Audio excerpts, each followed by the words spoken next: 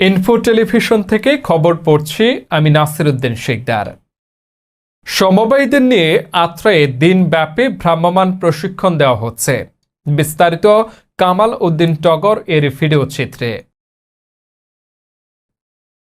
আত্রাই উপজেলার বিভিন্ন সমবায় সমিতির সদস্যবৃন্দদের নিয়ে বৃহস্পতিবার উপজেলা হলরুমে দিনব্যাপী ভ্রাম্যমাণ প্রশিক্ষণ অনুষ্ঠিত হয়। আত্রাই উপজেলা সমাজসেবা অফিসার মোহাম্মদ সুহেল রানা, উপজেলা সমবায় অফিসার এস.এম. নিজামউদ্দিন, অনুরুদ্ধ মুখার্জি, পরিদর্শক নওগাঁ জেলা সমবায় অফিস মোহাম্মদ শামীম রেজা, জেলা সমবায় অফিস নওগাঁ মোহাম্মদ জাকির হোসেন, অফিস সহকারী আত্রাই সমবায় কার্যালয়।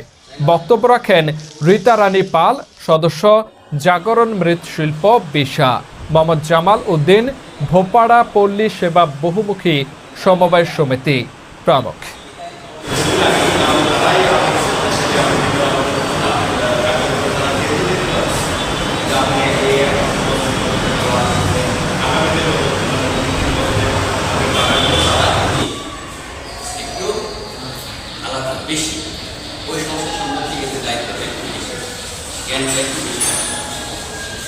আসলে আমরা ক্লাস নেব না, শেখাবো না, জানতে চাই, আমি কিছু জানবো